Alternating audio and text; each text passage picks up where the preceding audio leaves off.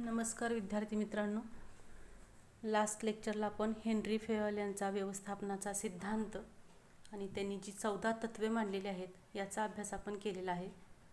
तो भाग अत्यंत महत्त्वाचा आहे. त्याच्या नोट्स पण मी दिलेल्या आहेत.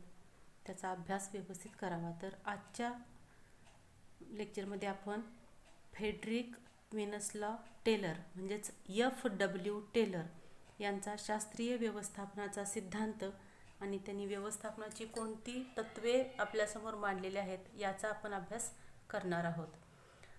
व्यवस्थापन विचारवंतामध्ये FW टेलर यांनी सर्वात महत्त्वाचं आणि मानाचं स्थान यांना दिलं जातं. त्यांनी परंपरागत व्यवस्थापनाचं तंत्र कालबाह्य ठरवलं. कोणत्याही व्यवसायाच्या व्यवस्थापनास शास्त्रीय दृष्टिकोन असला पाहिजे आणि त्या आधारे व्यवसायाची उत्पादन क्षमता महत्तम मर्यादेपर्यंत वाढवली पाहिजे असं त्यांचं मत होतं.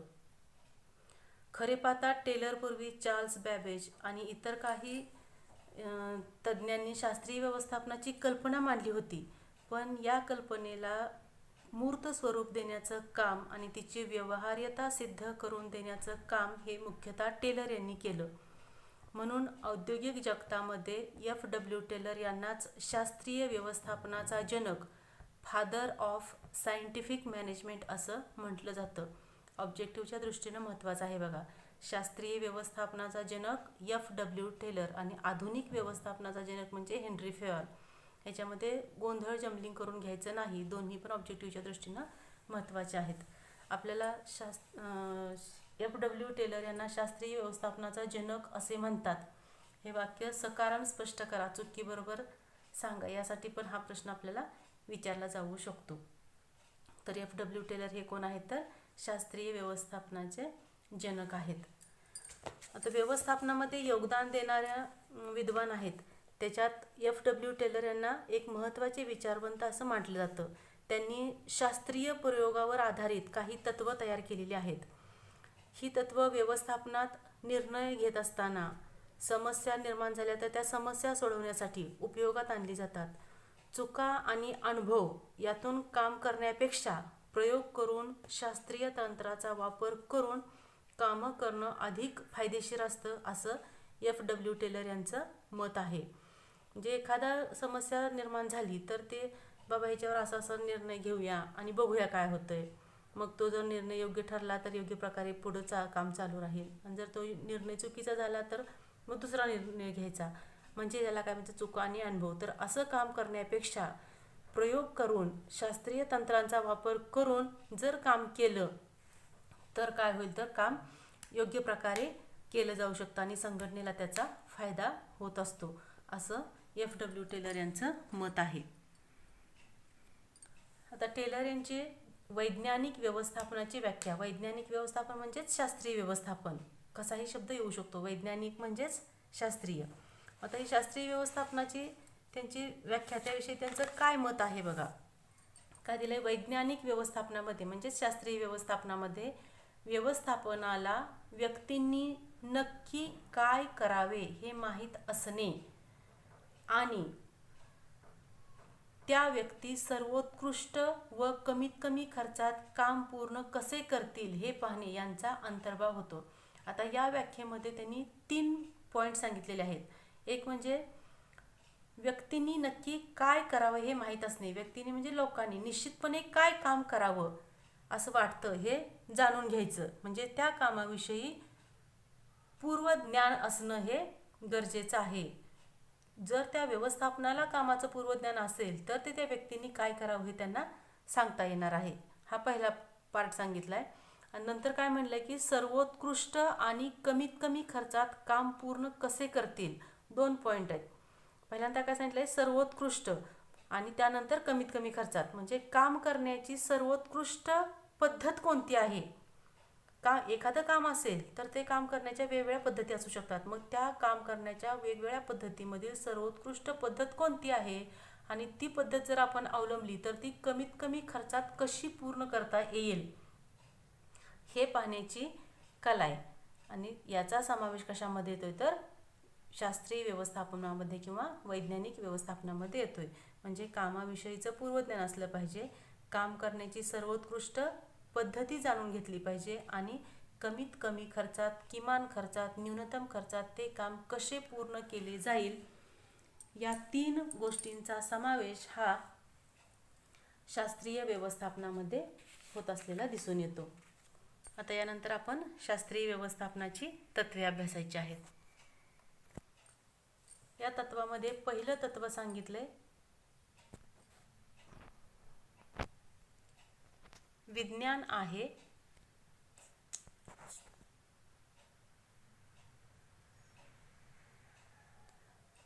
आहे मूलभूत नियम नाही. थोडक्यात हे तत्व काय सांगणार आहे आपल्याला की प्रत्येक व्यक्तीसाठी शास्त्रशुद्ध पद्धत ही अवलंबली पाहिजे. आता विश्लेषणामध्ये काय दिले बघा, संघटनात्मक कार्यक्षमता वाढवण्यासाठी रूल ऑफ थंबची पद्धत न वापरता कामाच्या वैज्ञानिक विश्लेषणाद्वारे विकसित केलेल्या पद्धतींचा वापर केला पाहिजे. आता रूल ऑफ थंबचा वापर करू नका म्हणते. रूल ऑफ थंब म्हणजे काय, चुका आणि शिका. तर चुका आणि शिका या पद्धतीचा अवलंब करायचा नाही, तर शास्त्रीय व्यवस्थापनाचा किंवा संशोधन करून योग्य ती पद्धत अवलंब करून त्या पद्धतीनं काम करायचं असं हे तत्व आपल्याला सांगत आहे. म्हणजे शास्त्रीय व्यवस्थापनाचे तत्व काय सांगतं, तर प्रत्येक कर्मचाऱ्याच्या कृतीसाठी शास्त्रशुद्ध पद्धत विकसित केली पाहिजे. चुका व शिका यांचा स्वीकार न करता अचूक मार्गांचा, अचूक कार्यांचा मार्ग शोधून अचूकपणे कार्य करणे कसे केलं जाईल हे त्या ठिकाणी पाहिलं पाहिजे.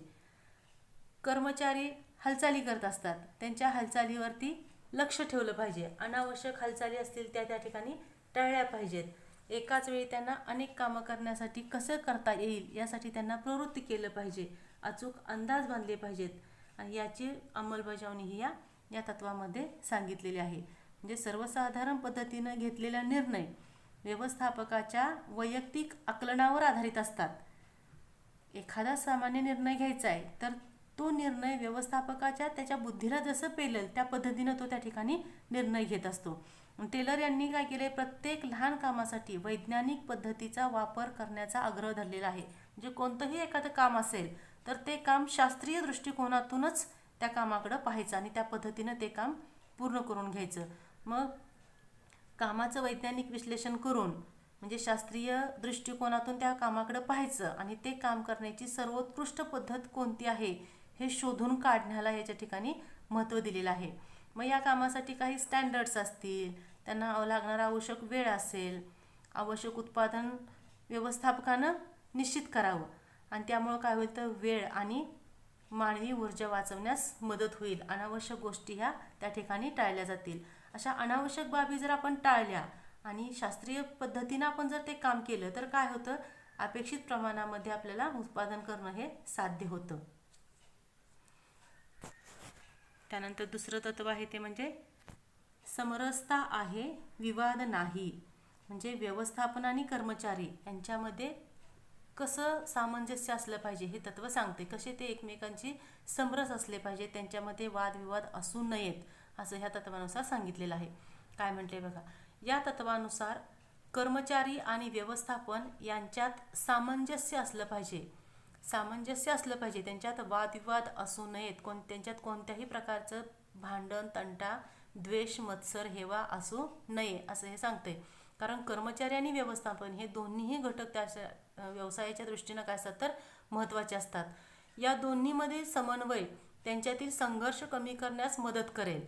म्हणजे कर्मचाऱ्यानं काम करताना बॉस आपलं व्यवस्थापन आहे ते आपल्यावरती बॉसिंग करते अशी जर भावना मनामध्ये ठेवून काम केलं तर त्या कामामध्ये योग्य प्रकारे आत्मीयता येणार नाही.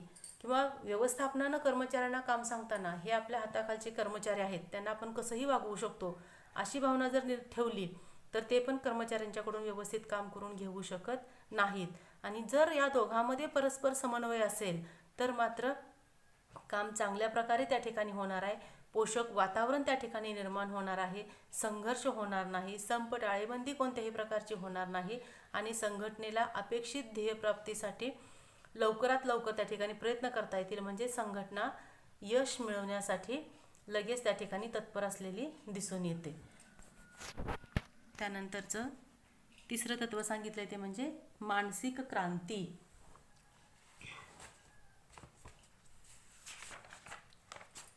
आता मानसिक क्रांती म्हणजे काय म्हटलं, मानसिक क्रांतीची मुख्यतः मांडणी कुणी केले तर F.W. टेलर यांनी मानसिक क्रांतीची संकल्पना मांडलेली आहे. आता ही संकल्पना काय सांगते तर कर्मचारी आणि मालक यांच्यातले संबंध सुधारण्यासाठी मानसिक क्रांती आहे ती गरजेची असते. व्यवस्थापक आणि कर्मचारी यांच्यातले संबंध सुधारण्यासाठी कर्मचारी वर्गाला योग्य पगार तसंच कामाच्या ठिकाणी योग्य वातावरण ठेवणं गरजेचं असतं. नाही जर कर्मचाऱ्यांना आपण योग्य पगार नाही दिला, योग्य वातावरण तिथं नाही निर्माण केलं तर व्यवस्थापक आणि कर्मचारी यांच्यामध्ये काय होतं तर वादविवाद निर्माण होण्याची शक्यता असते.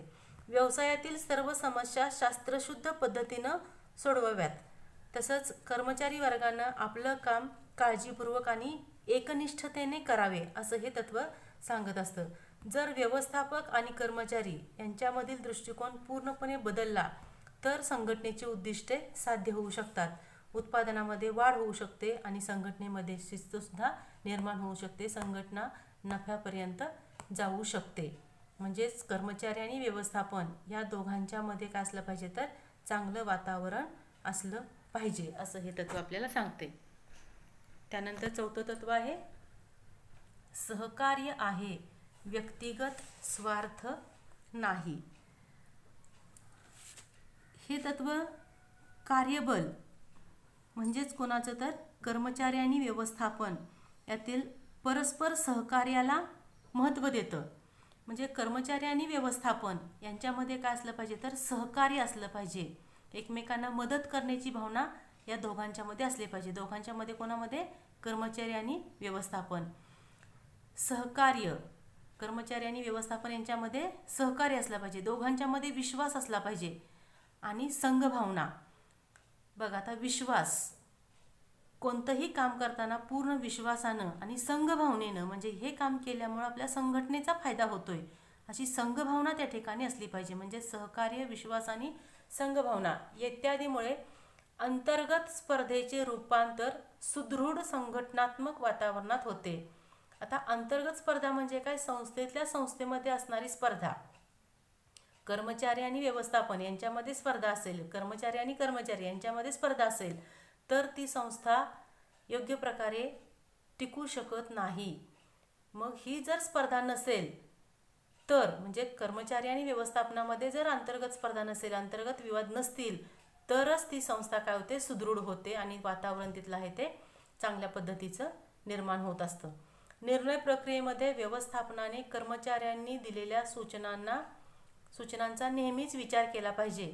म्हणजे कोणत्याही प्रकारचं डिसिजन घ्यायचं आहे, आपण कर्मचाऱ्यांना सामावून घेतले, मग कर्मचाऱ्यांनी काही त्या ठिकाणी सूचना, काही त्यांची मतं मांडलेली आहेत, तर तो निर्णय घेताना त्या मतांचा त्यांच्या विचार केला पाहिजे. मग कर्मचाऱ्यांना पण वाटते की बाबा आपण काहीतरी सुचवलं होतं आणि त्याचा विचार हा व्यवस्थापनानं केलेला आहे. म्हणजे आपले आणि संस्थेचे काहीतरी चांगले संबंध आहेत असं त्यांच्या मनामध्ये आपुलकीची भावना त्या ठिकाणी निर्माण होऊ शकते. व्यवस्थापनाने कर्मचाऱ्यांना सर्व बाबतीत संस्थेचा अविभाज्य भाग मानायला हवे. म्हणजे कर्मचाऱ्यांशिवाय संस्था स्थापना शक्यच नाही. कारण व्यवस्थापन फक्त काम करवून घेत असतं आणि प्रत्यक्ष कामाची अंमलबजावणी, प्रत्यक्ष काम करण्याचं काम हे कोण करत असतं तर कर्मचारी करत असतो. त्यामुळे व्यवस्थापनानं काय मांडलं पाहिजे की कर्मचारी हा आपल्या संस्थेचा एक अविभाज्य घटक आहे. आपला कर्मचारी आणि आपली संस्था हे दोन्ही वेगळे कधीच करता येणार नाहीत असं व्यवस्थापनानं मानलं पाहिजे. त्याचबरोबर कर्मचाऱ्यांनीही संपावर जाणे व व्यवस्थापनाकडे अवाजवी मागण्या करणे इत्यादी गोष्टी टाळायला हव्यात. म्हणजे काय तर संघटना आपल्याला कर्मचाऱ्यांना आपलं मानते, मग आपल्या संघटनेचा आपल्या संस्थेचा एक अविभाज्य घटक मानते. हे त्या व्यवस्थापनाकडून झालं. मग कर्मचाऱ्यांनी पण काहीतरी गोष्टी पाळल्या पाहिजेत. मग त्यांनी कधीही संपावर जायचं नाही, संप टाळेबंदीचा अवलंब करायचा नाही. त्यांच्या मागण्या असतील त्या अवास्तव असू नयेत, अवाजवी असू नयेत, अगदी जास्त असू नयेत, मागण्या असू देत पण त्या लिमिटेड मागण्या त्यांनी करायच्या आहेत. म्हणजे संप आणि अवाजवी मागणे ह्या गोष्टी कर्मचाऱ्यांनी टाळल्या पाहिजेत. मग व्यवस्थापन आणि कर्मचारी यांनी एकमेकांना संघटनेचे दोन आधारस्तंभ मानले पाहिजेत. व्यवस्थापन आणि कर्मचारी हे कोण आहेत, संघटनेचे दोन आधारस्तंभ आहेत असं हे तत्व सांगतं. त्यानंतर 5वं तत्व सांगितलंय ते म्हणजे जबाबदारीचे विभाजन. हेनरी फेयल यांच्या तत्वामध्ये पण आलं होतं बघा, अधिकार आणि जबाबदारीचं समान वाटप. या तत्वाशीच मिळतं जुळतं हे तत्व आहे. म्हणजे फक्त कामाची विभागणी करून चालणार नाही, तर कामाची जबाबदारी दिली की त्यांना तिथं कामाचं म्हणजे अधिकार दिलं की त्यांना त्या ठिकाणी जबाबदारी पण दिली पाहिजे. त्या दोन्हींचंही वाटप आहे ते एकाच वेळेला झालं पाहिजे. व्यवस्थापन व कर्मचारी यांच्यामध्ये नेहमी कामाच्या योग्य विभाजनासह जबाबदाऱ्यांचे योग्य विभाजन केले जावे. मी आत्ता जे सांगितलं तेच सांगितले. म्हणजे व्यवस्थापन आणि कर्मचारी या दोघांना काय करायचं, काम पण वाटून द्यायचं आणि त्याबरोबर त्यांना जबाबदारी सुद्धा त्यांच्यावरती सोपवायची आहे. उच्च आणि मध्यम स्तरातील व्यवस्थापन अधिकाऱ्याकडून कामाचे नियोजन केले जाते, तर कर्मचारी त्यांची अंमलबजावणीवर लक्ष केंद्रित करत असतात. उच्च स्तराला मध्यम स्तराला काय अधिकार दिलाय, तर कामाचं तुम्ही वाटप करा, कामाचं नियोजन करा. मग हे काम ते स्वतः करत नाहीत, तर ते काम कोणाकडून करून घेतात, तर कर्मचारी वर्गाकडून त्याचे काम करून घेतात. म्हणजेच त्या कामाची अंमलबजावणी केली जात असते. आपल्या वरिष्ठांनी दिलेल्या सूचनानुसार कर्मचारी आपले काम पार पाडतात. म्हणजे उच्च स्तरावरून मध्यम स्तरावरून ज्या काही सूचना कामगारांना मिळालेल्या आहेत त्या सूचनांचं पालन करण्याचं काम कोण करतं, तर कर्मचारी वर्ग करत असलेला दिसून येतो.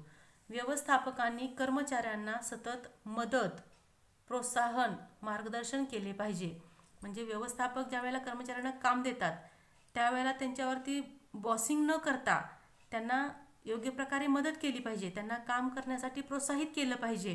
त्यांना कामात काही जर अडचणी असतील तर त्यांना योग्य ते मार्गदर्शनही त्या व्यवस्थापकांनी, मॅनेजरनी कर्मचाऱ्यांना केलं पाहिजे. याच्यामुळं काय होतं, तर व्यवस्थापक आणि कर्मचारी या दोघांचीही कामगिरी काय होते, ते उत्कृष्ट पद्धतीनं, चांगल्या पद्धतीनं होण्यास मदत होत असते. त्यानंतर 6वं तत्व आहे अधिक कार्यक्षमता व समृद्धीसाठी मालक आणि कर्मचाऱ्यांचा विकास. तर या तत्वात काय सांगितलंय, कोणत्याही संघटनेची उत्कृष्ट कामगिरी फार मोठ्या प्रमाणात त्या संस्थेतील कर्मचाऱ्यांच्या कौशल्यावर व क्षमतावर अवलंबून असते. म्हणजे संघटना चांगल्या पद्धतीनं काम करते, उत्कृष्ट कामगिरी आहे, संस्था यशस्वी व्हायला लागले, हे सगळं कोणावर डिपेंड असतं, तर तिथल्या कर्मचाऱ्यांच्या कामावर, कौशल्यावर, त्यांचे असणारे स्किल्स आहेत, त्यांचे असणारे ॲबिलिटी आहेत, त्यावरती हे सगळं अवलंबून असतं. म्हणून गरजेनुसार कर्मचाऱ्यांसाठी प्रशिक्षण व विकास कार्यक्रम राबवणे गरजेचे आहे. एखादी नवीन टेक्नॉलॉजी जर आली आणि त्याचा वापर आपल्याला आपल्या संस्थेमध्ये करायचा असेल, आपल्या संघटनेमध्ये करायचा असेल, तर त्या कर्मचाऱ्यांना योग्य ते प्रशिक्षण देऊन, विकास कार्यक्रम राबवून त्यांच्याकडून ते काम संघटनेमध्ये करवून घेतलं पाहिजे. मग काय होईल, नवीन टेक्नॉलॉजीचा वापर आला म्हटलं की आपलं उत्पादन क्षमता वाढली, त्याचा परिणाम कशावर होतो, तर नफ्यावर होतो. संस्थेला किंवा संघटनेला जास्तीत जास्त नफा मिळू शकत असतो. प्रत्येक कर्मचाऱ्याला उच्च प्रतीची कार्यक्षमता व कमाल समृद्धीची योग्य संधी दिली पाहिजे. प्रत्येक व्यक्तीमध्ये काहीतरी क्षमता असतात, मग ती कार्यक्षमता जागृत करण्यासाठी त्याला कामाची संधी तरी दिली पाहिजे. म्हणून त्याला काय करायचं, योग्य ती संधी उपलब्ध करून द्यायची आणि त्याच्या कार्यक्षमतेचा जास्तीत जास्त वापर करून घ्यायचा आहे.